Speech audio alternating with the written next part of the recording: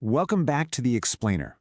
Today, we're jumping right into a seriously fascinating and dense source that unpacks a profoundly complex 2,000-year divide.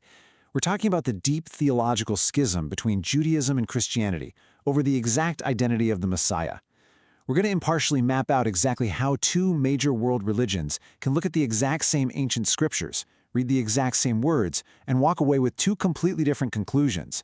It's like a giant puzzle, and we're going to look at all the pieces. Let's get right to it. Okay, let's dive into this.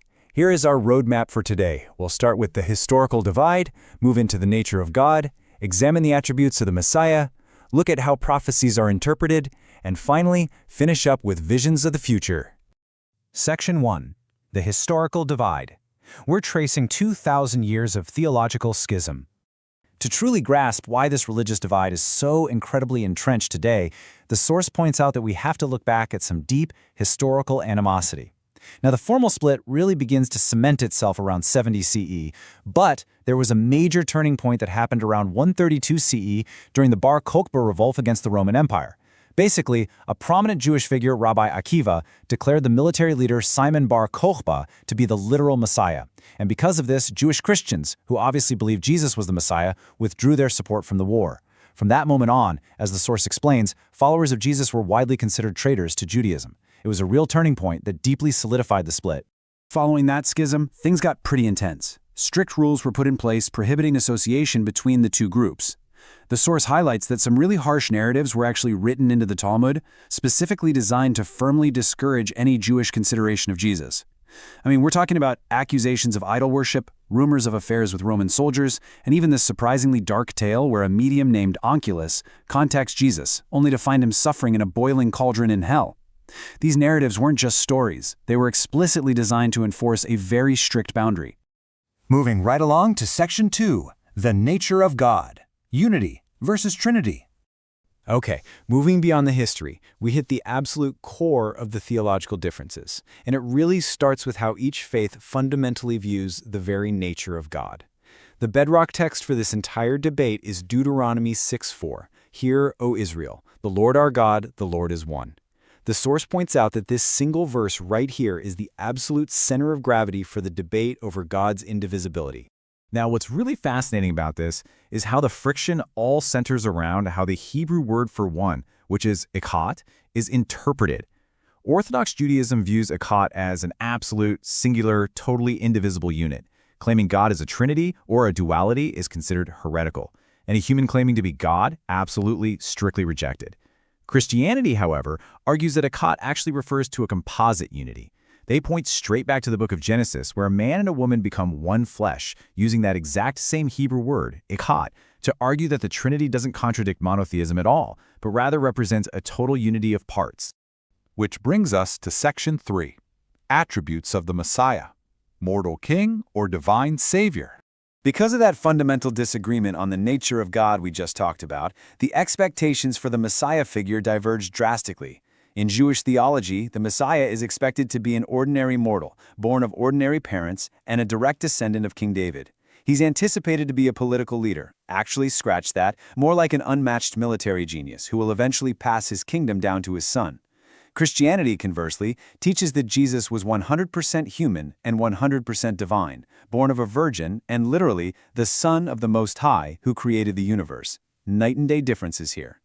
And this leads us to a really crucial Jewish concept, the Messianic era. In Orthodox Judaism, the Messiah has one primary job, and that is to usher in a time of absolute global peace, perfect social justice, and worldwide knowledge of God. It's a huge task. The source notes that this expectation is the fundamental reason why Jesus was historically rejected by the Jewish people.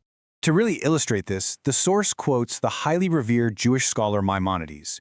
He states very plainly that if a presumed Messiah doesn't succeed in fulfilling all these massive global physical responsibilities, or if he's killed before finishing the task, he is definitively not the Messiah promised in the Torah. So, from the Jewish perspective, because Jesus died while the Romans still ruled and the world was definitely not at peace, he simply did not complete the Messianic checklist. All right, Section 4. Interpreting the Prophecies, Physical Kingdom versus Spiritual Atonement. Now, you might be wondering, and it's a massive rhetorical question, how can both religions read the exact same Old Testament texts but arrive at such radically different conclusions? Well, the Christian counterargument, as presented in the source, outlines a multi-step process. Christians argue that humanity actually had a much deeper problem than just Roman occupation, the problem of sin. According to this view, before a physical political kingdom could ever be established on earth, the Messiah first had to atone for humanity's sin through his death, and then establish his kingdom spiritually in the hearts of believers. So that physical global peace expected by Judaism, Christians believe it's still coming for sure, but it is reserved for a future second coming. And this brilliantly illustrates how Christian theology finds evidence for this exact sequence by viewing Old Testament symbols as typologies of Christ's necessary sacrifice.